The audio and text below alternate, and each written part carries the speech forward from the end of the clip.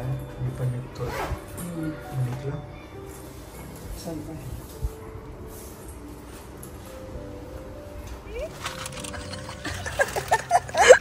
तिने तिची जागा फिक्स करून ठेवली आहे. पडला फोन माझा.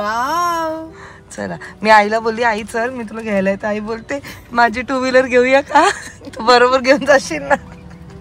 चल आता इथपर्यंत आणली. कपडे नाही कुठे बसू मी बघ कशी हात दाखवते. असं नाही जायचं. आजीला पुढे बसू दे. बसते आजी बरोबर. आजीला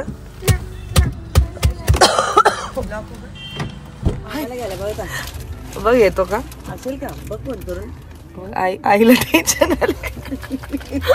टेन्शन नाही आलं. कपडे घ्यायचे तर तिला मी बोलली येते का तर ती गाडी घेऊन आली खाली तर ती बोलते मामाला विचारूया. असं झालं. काय म्हणते येतेस ना बाबा.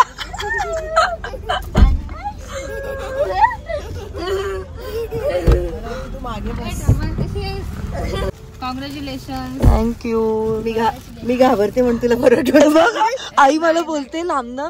मी फोन केला ना आईला. मी घाबरते म्हणून तुला मी बरोबर घेऊन चालले. बघ अलिबागला जाऊन आल्या ना तुम्ही? नाही मी हाफ चालवली तिथे सिटी मध्ये चालवली पण घेऊन नव्हती गेली. आई काय कशी आहे आई?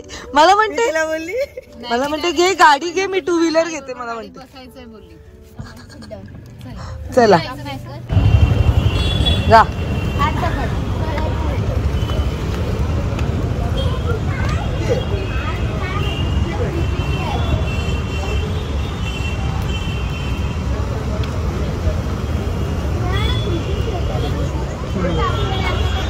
आणली ना बरोबर पोचली ना बरोबर आली. छान चालू. आईला नुसतं टेन्शन मी बरोबर पोचत आहे की नाही. किती रेखीव काढलं बघ. सुंदर काढले ना की मंदिर.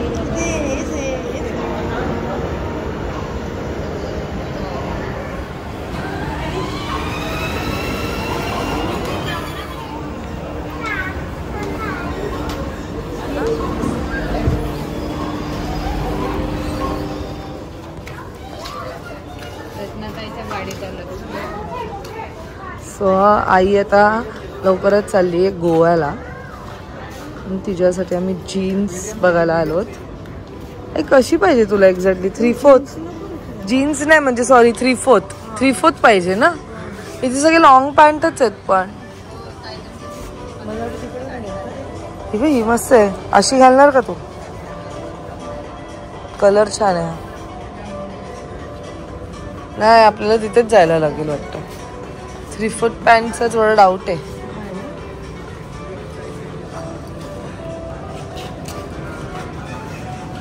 ही बघ जीन्स नको मला. मग कशी पाहिजे? कपड्यामध्ये जीन्स माझ्याकडे आहे. फ्लॅग सारखं आहे ना. मटेरियल वेगळं आहे पण असं सॉफ्ट नको आहे तुला. कापड कॉटन मध्ये पाहिजे ना.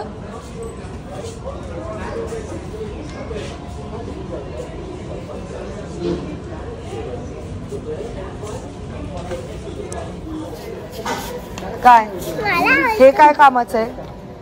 हे काय कामाचं आहे मला सांग. काय फेवरेट बिवरेट काय नसतं. काय कामाचं आहे ते काय कामाचं आहे मला पहिले सांग. हे काय? अगं पण हे काय कामाचं आहे आणि कितीचं आहे ते? आणि पैसे कोण देणार? मी नाही देणार. हे नको. फ्री लावले हम गोवाळा. वेडी आहेस तू? 849 वेडी आहेस? मी घेणार नाहीये. तुझ्याकडे पैसे असतील तर घे. नाही नाहीसा हे आपल्याकडे सगळं आहे. काय गरज आहे का? आणि हे तुझ्या एज ग्रुप साठी नाहीये. नाहीसा ड्रॉइंग बुक हवी आहे तर घे बस. That's it. मी तेच घेऊ शकते. बाकी मी काही घेणार नाहीये. नाहीसा ते सगळं मोठ्या मुलांसाठी आहे. तुला काय खायला हवंय ना ते घे पण ह्याच्यावर नको पैसे वेस्ट करू. नाहीसा खाऊ काय घेतलं दाखव. काय पण घ्यायचं नाही घ्यायचंय म्हणून काही घेऊ शकते. चल मला वरती जाऊ चल वरती. मी केक खायला देते. मी गेम्स मध्ये खेळायला देईल. ठेवते. मी गेम्स मध्ये खेळायला देईल. ठेवते.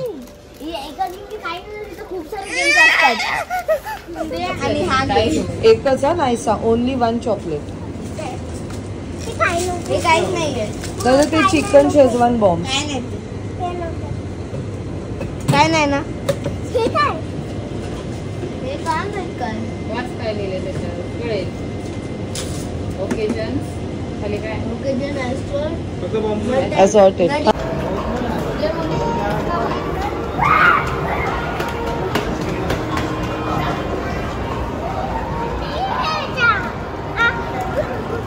अजून रिपब्लिक डेचं डेकोरेशन ठेवलंय. हे घे बघ. फोन देऊ ना फक्त. आणि हे काय करू? हे आईच्या बॅगेत टाकते. अगं काय नाही बाय बाय बाय बाय. नाही मजा आली का रे मामा? मजा आली. छान चालवता गाडी. हो ना. आता कुठेतरी लॉंग नाही. जाऊया चल.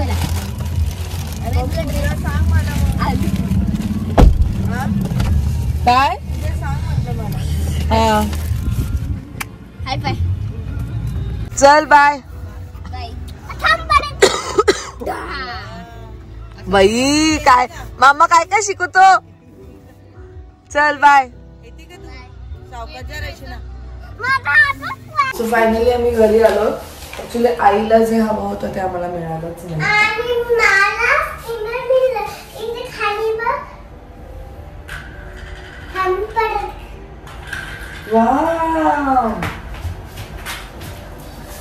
सो जे पाहिजे होतं ते मिळालंच नाही. पण एक छोटीशी आउटिंग झाली आणि आईला सुद्धा गाडीमध्ये फिरवता आलं.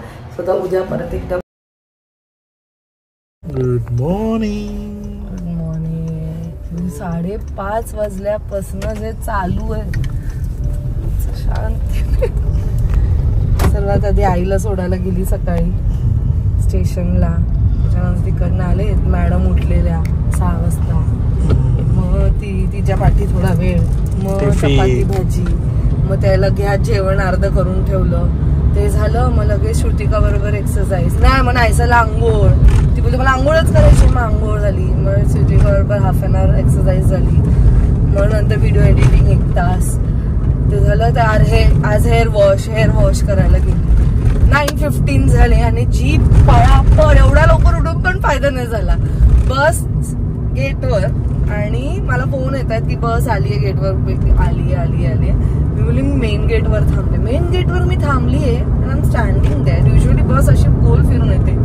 बस दुसऱ्या डायरेक्शनला गेली आणि जो स्ट्रेस 5 मिनिटं थांबते बस येतच नाही. तेवढ्यात दादा दिसले. म्हात्रे दादा. मग ते आले. त्यांनी मग इथपर्यंत सोडलं. आतमध्ये जाऊन मी सांगितलं की बाबा आलीये ही किती येताना तिला बस. आणि मग तसा मला घ्यायला किती काय झालं एवढं सगळं धावपळ. म्हणजे आज काय झालं माहितीये का. गाडी शिकलीये. गाडी दरवाजात आहे. पण टाइम नाहीये की मी वरती जाणार चावी घेणार खाली येणार गाडी बाहेर काढणार. आणि आज तर मी खूप एक्सायटेड होते की ह्या रोडला मी कधी चालले ना. हा मेन रोड आहे लाईक हायवे. आणि इकडे चालवणं पण एवढं फास्ट पण मी चालू नसती शकली. मी बोलली नको. त्यापेक्षा दादांना विचार सोडायला. ते जरा लेट होत होतं. बसली मी गाडीत. म्हणजे मला माहित नाही तुम्ही सोडा मला. सनी येईल पाहिजे तर मला घ्यायला. मी सोडा मला लेट होत म्हणजे सोडा पण मला ऑप्शन. एवढं रोज बोलतात ना माणसांवर आपण कधी. हा बोल माझी मुलगी म्हणजे मुलगी करतात. आणि हक्काने मी बोलू शकते त्यांना.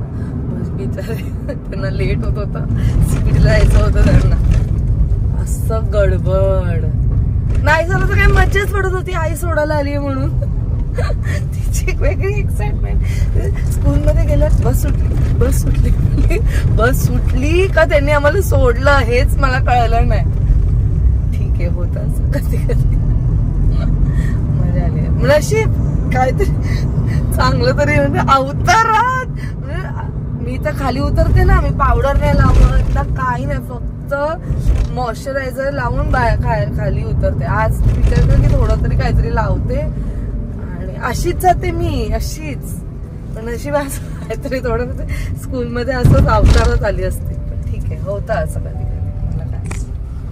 झालं ते झालं. आता म्हणजे मी ऍक्च्युली विचार करते की आज एवढं लवकर जायचं, आंघोळ झाली आहे, सगळं मस्त नाहीसा सर्वात फर्स्ट स्टॉपवर पोहोचेल. पण कसं असतं, जे व्हायचंय ते होतच, म्हणून जास्त काय फायदाच नाहीये पॅनिक होऊन आणि ते त्याच्यावरती विचार. मला तर एवढं आज मजा आली. आई विचार करत असेल, अरे गेली कुठे, किती झालं माहिती का, पाऊण तास झालाय, पाऊण तास मी खाली. आई विचारच करत असतील, आई गेली कुठे, अजून आली नाही वरती. मी पण उशीर झालाय, त्यात हा पण उशीर झालाय. आज लकीली काय क्लिनिक नाहीये. हा चला, सकाळ आमची ही अशी आहे. आम्ही आलो, चाललोय आता घरी. काय नाईट कशी होती? नाईट एकदम हेक्टिक. 24 hours एकदम हेक्टिक. म्हणजे एवढं हेक्टिक की खूप क्रिटिकल पेशंट्स होते NICU मध्ये. व्हेंटिलेटरवर त्यांना सेटल करणं, त्या बाळाला कंटिन्युअस फिट्स येत होते. हो. सो नॉनस्टॉप, म्हणजे बेबीचं पहिलं क्राय किती इम्पॉर्टंट असतं हे म्हणजे आपल्याला सगळ्यांनाच माहिती. आणि ते बेबी पूर्ण 9 महिने आईच्या पोटात होतं. 9 महिने त्याने काढले. पण लास्ट मोमेंट जो असतो, जेव्हा बाहेर यायचा असतो, तिथे बाळ अडकलेलं. त्याच्या गळ्यात नाळ होती. बाळ इथेच अटकलं. ते थोड्या टाइमसाठी ते बाळ रडलं नाही. आणि जो फर्स्ट क्राय असतो, तो जो महत्वाचा, तोच बाळाचा म्हणजे त्याचं फ्युचर सगळं त्या क्रायवर असतं. आणि तो बेबी एकदम डिलेड क्राय केलं. त्याला इंट्युबेट करायला लागलं, मशीनवर ठेवायला लागलं, व्हेंटिलेटरवर. म्हणजे आणि त्याच्यानंतरची जी त्याची प्रोसेस होती की एवढं डिलेड क्राय असल्यामुळे कसं ब्रेनला ऑलमोस्ट इन्सल्ट होऊन जातो. म्हणजे तो हायपॉक्सिक डॅमेज जे असतं ते होऊन जातं. त्याच्यामुळे जे ब्रेनला ऑलरेडी जे डॅमेज होत असतं, त्याच्यामुळे त्याचे जे कॉन्सिक्वेन्सेस असतात, जसं बाळाला फिट येणं, ते नॉनस्टॉप बाळाला एवढं फिट्स येत होते. ऑलमोस्ट 2 तास त्याची फिट कंटिन्यू. ते फिट शेवटी ते थांबलं. म्हणजे 2-3 इंजेक्शन्स देऊन थांबले. पण शेवटी कसं त्या बाळाचं लाईफ कॉम्प्रोमाइज झालं ना. म्हणजे पुढे त्याचं काय प्रोग्नोसिस असेल. सो ते एकदमच म्हणजे मेन म्हणजे वाईट वाटलं ते पॅरेंट्ससाठी वाटत होतं. पण काही काही गोष्टी आपल्या हातात नसतात. म्हणजे त्या गोष्टी सगळं लक्षात होतं येताना. आता परत फ्रेश माइंडनी आपण आपल्या लाईफमध्ये फोकस करायचं. So life is all about ups and downs. And yes, we have to face them. And let's see, just prayers and hoping for the best. सगळं व्यवस्थित होऊन जाईल. बेबी आता व्हेंटिलेटरवर आहे. लेट्स सी कसं काय होतं सगळं. चला, तेच म्हटले ना, जे व्हायचं असतं ते होतच. आपण काही गोष्टी प्रेडिक्ट नाही करू शकत. तो म्हणून आम्ही नेहमीच म्हणतो की जिथे आहात तिकडचा जो हॅपीनेस आहे, तिकडचं जे सुख आहे ते ग्रॅब करा. अपॉर्च्युनिटी जर येते धावत तर ती ग्रॅब करा आणि मस्त लाईफ जगा. Give you 100%. कारण नाही सांगतात, एवढंसं लहान बाळ, त्याला तरी माहित होतं का काय त्याच्यावर काम होणार आहे. सो हे सगळं काही म्हणजे आपल्याला देवाने बनवलेलं आहे. काही काही गोष्टी आपल्या हातात असतात, काही ऑफकोर्स. हो, जेवढ्या गोष्टी आपल्या हातात आहे त्यात आपण किती काय आपलं आयुष्य, आपलं नशीब लिहू शकतो, दॅट इज इम्पॉर्टंट असं मला वाटतं. Yes, very true. आणि आम्ही आमचं आयुष्य मस्त लिहितो. अप्स अँड डाऊन्स असतातच, सगळ्यांच्या आयुष्यात असतात. पण मग त्याने खचून नाही जायला पाहिजे. पुढे कसं आपण त्याला अजून छान बनवू शकतो ह्याचाच फक्त प्रयत्न करायला पाहिजे. आणि हे सगळ्यांच्याच बाबतीत मी म्हणते, कितीही रिच माणूस असो, कितीही पुअर माणूस असो किंवा मिडल, सगळे ह्या फेजमधनं जातात. सगळ्यांच्या आयुष्यात काही ना काहीतरी घडत असतं. ते फक्त आपल्यावरती आहे की आपण त्याला कसं सामोरे जातो आणि किती कशा वेने आपण आपली लाईफ जगतो. आणि हेच आम्ही नेहमी आमच्या व्लॉग्समधनं इनडायरेक्टली बोला किंवा डायरेक्टली बोला सांगण्याचा प्रयत्न करत असतो. सो चला मग आता घरी जातो. रुटीन आमचा जो आहे पुढचा, कदाचित आमचा शूट असेल, आमचा शूट राजेश आणि घरी तो आमचा एक शूट असतो निवेदिता. आणि आय नो खूप लोक अवनी आणि नीलला मिस करतायत. इवन आम्हाला तो शूट करायचा आहे, पण ना एवढं गडबड असते ना की एका वेळेस 2 शूट नाही होत. तो 1 मिनिटाचा शूटलाच एवढा वेळ जातो, हा अँगल तो अँगल, त्यात माझे टँट्रम्स वेगवेगळे.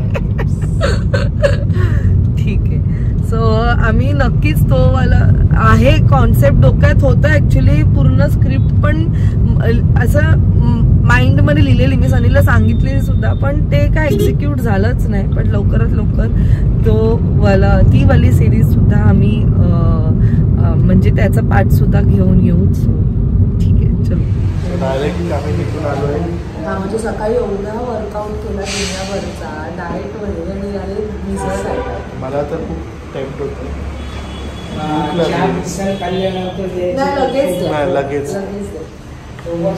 मिसळ खाऊ आज दिवाण मी मस्त साबुदाणे टाकले घरी.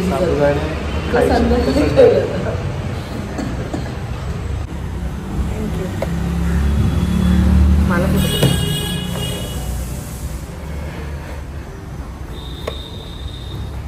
बायको चालवते गाडी छान. थोडे टिप्स दिले तर लगेच राग येतो. मला नको तू सांगू. असं नाही बोलायचं, नाही बोलायचं का, मला नको सांगू नाही बोलायचं. आता ऍक्च्युली ना मी कालपासून असं, माझी गाडी ऑटो असली तरी सुद्धा मी कालपासून अभिची गाडी चालवती, कारण अभि माझी गाडी घेऊन गेलाय. तो बाकीचं सगळं काम करतोय ना गाडीचं, म्हणून त्याने सीट कव्हर वगैरे सगळं बदललंय. सो असं मला तीच भीती येत होती की ऑटो चालवल्यानंतर मी मॅन्युअल प्रॉपरली, कारण लक्षात नाही त्याला एक लेफ्ट लेगचं काही कामच नसतं. बट नाही, बऱ्यापैकी समजा आज सकाळी तर एवढी गेलेली मी आईला सोडायला, आईला तसं तेव्हा पण टेन्शन, बरोबर चालवशील ना, हो त्याची गाडी नवीन आहे, त्याची कारण अभिची गाडी ना ती डिझेल आहे आणि ही आमची जी पेट्रोल आहे. होंडाचे पण पेट्रोल आणि डिझेल मध्ये पण फरक आहे. ती थोडी स्मूथ चालते, थोडीशी हार्ड आहे. पण मी चालली बऱ्यापैकी, चालवली मी बऱ्यापैकी. नको ताई, नको ती बघ तशीच उभी आहे.